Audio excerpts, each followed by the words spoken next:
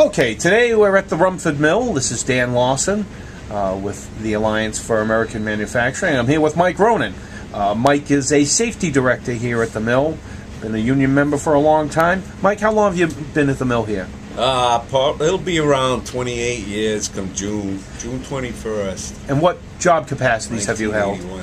I'm a paper maker. I work on the paper machine, upgraded from the Oxford Specialty to runner on 5 and 6 paper machine. Then I received a bid out to the North Coated mill, and worked my way up to press tender. And now you're doing safety? Yes, I've been elected to do a safety job. It's voted on once a year, and I've been doing it for several years now. Now, Mike, with these layoffs that you had in the recent years, how has it affected the workers here at the mill? Well, I guess every individual tends a little different, but definitely it put a mood on the work, as I've seen some kind of bad moods in general. It's just, the uncertainty of everything. It tends to make people wander. They don't keep their eyes on. As a safety person, I just see where it can influence a lot of decisions. People's minds are on other things, a lot of times, which ain't good. Well, with this paper case that's being that we're working on right now, if it was to change, that all of a sudden the mill was going to be shutting down because of the imports, what would happen to this area? Well, it'd be devastated. I mean, you already see signs of things not so good around Rumford. I mean, there's a lot of homes up for sale, and I only imagine it would get a lot worse.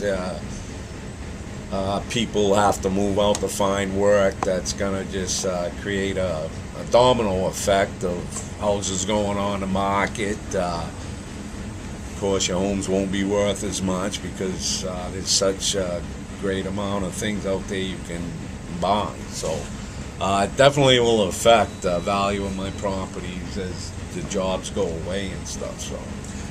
And if that was to happen, I mean, the tax base would erode also, wouldn't it? Absolutely.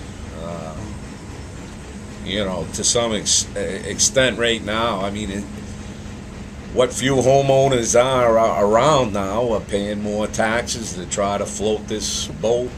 It's just more strain on that end, as well as, the uncertainty of, your job. And our jobs affect so many jobs out there that, it's a domino effect. You take these jobs out of the site, and sooner or later it's going to affect everyone. Now we were talking about the economy before, and you were saying how this whole thing has affected you personally in your lifestyle. Can you expand upon that? Oh, basically, I think it affects me. I was lucky enough to not have been affected so far. I've been working right along, but in general, what it does is I don't feel comfortable with going out and purchase a new truck. I'd love to have a new truck, but with the economy the way it is, I want to hold on to my money, wait and see what happens. So indirectly, it affects me, even though I haven't lost any money per se. I'm just being a little bit more frugal with it, very conservative. Wait and see what happens. So, and I'm sure a lot of others in the mill too are the same way, until we kind of bottom out and start getting on a ride up as far as the economy goes. I'm gonna stick to my conservative ways. I just won't spend as much money. And do you see how this affects the rest of the community, economy-wise? Absolutely.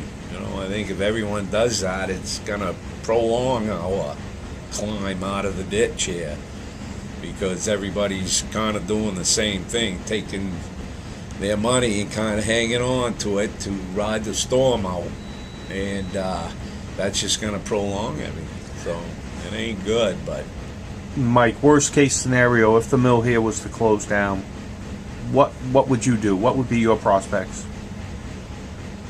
Well, I've lived in this area my whole life, but I know I've got several years left to work to get my retirement benefits and whatnot, so I would probably have to move to where the jobs are.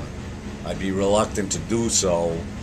I love where I live. I love the area, but for your family to survive, you have to go where the work is. So I would imagine put my house on the market and go west, look for a job somewhere, and hopefully be able to sell. I would imagine if the mill closes down, there's going to be a lot of properties around here that probably won't sell very well. So it's kind of a catch-22. I don't know, but I would probably have to move to an area where there's work that can support my family. Okay, and Mike, one last question. You've seen what happened in other areas where the mills have gone down. You've seen what's happened there. Can you relate how would people deal with it here? Well, I don't know if there's a good way you can deal with it. You just got to knuckle under and do what you got to do for your family. There ain't a lot of jobs in Maine. I think Maine is one area where we got an industry that's strong, and it was the paper industry for years. My father was a paper maker before me, and so on and so on. But what seems to be going away is the whole culture of our state. So I would think if we lose this, it'll be driving us right out of the state. I mean, there's not that much else around here to offer. So I don't know if that answers your question. Well, but yes, it does. But some of the other concerns that you brought up before were the unemployment and insurance issues that people were having. Can you expand upon that? Well, I know some people that have gotten laid off, and it's pretty hard to take what few dollars you're getting off the unemployment and keep your head above water on that, what you're receiving for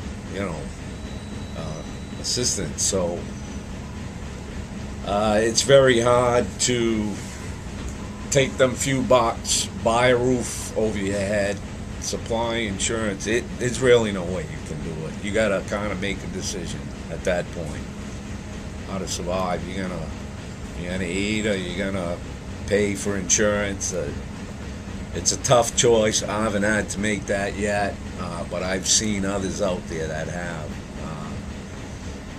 It's not easy to sit back and watch a person who's worked for a long time and end up having to make those decisions. You think you work and you seem like you're doing pretty good, and all of a sudden the rug gets yanked out, and you got to make decisions that you probably weren't prepared to. It's a tough case. I've seen it. Well, Mike, I want to thank you for your time. Just thanks a lot, and good luck to you. And good luck to this mill. I appreciate it, Dan. I hope you have good luck. I know you're fighting that anti-dumping thing, and I think that has a lot to do with what's going on within the interior of our whole country. I think the politicians could stand to listen to some of the things that we're protesting about, and hopefully they'll get on board, because national security, I think, of our country depends a lot on this particular cause that you're fighting. I wish you luck in that. Thank you. Okay, thanks, Mike. Yep.